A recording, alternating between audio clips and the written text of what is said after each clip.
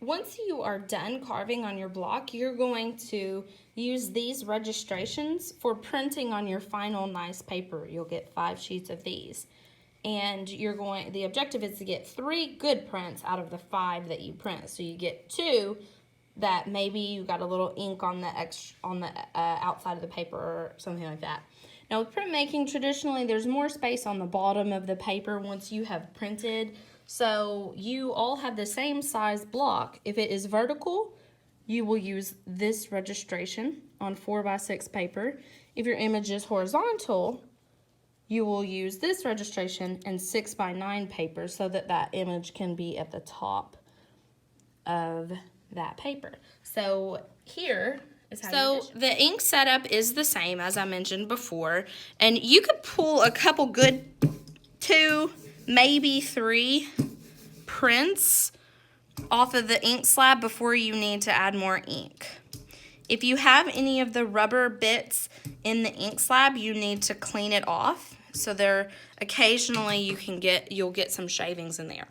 So using the registration, now that I have my image inked, I am going to move the block to my registration and place it inside the template that says where the block is. Once it is nice and centered in there,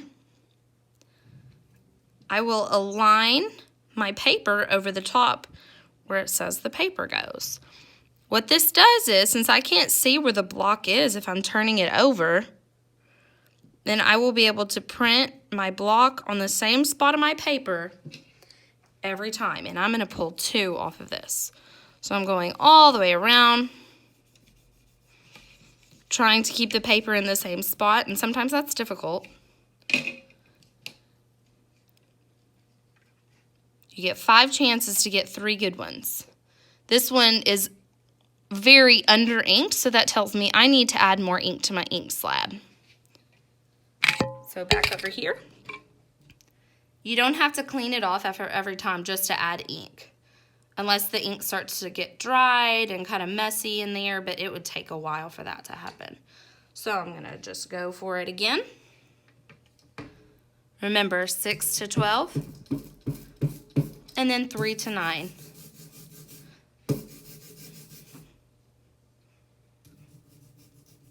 And you can hear that Velcro-y sound on your block too to kind of indicate that you have enough ink.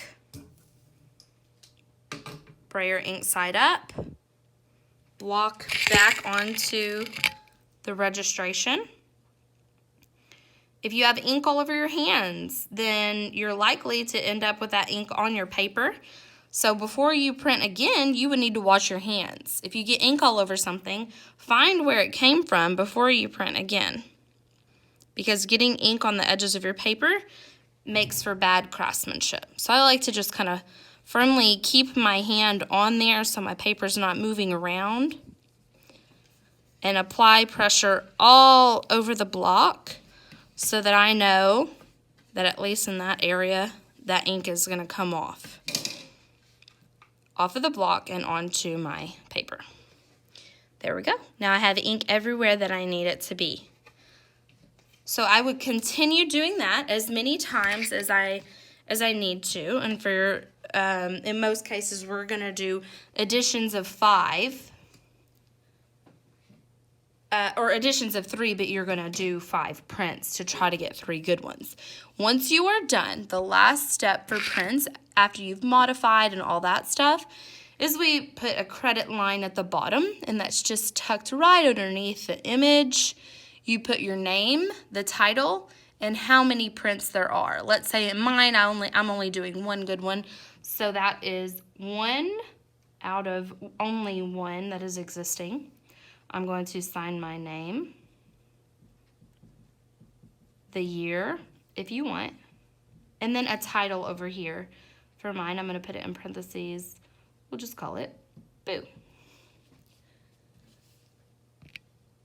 And there is my finished print.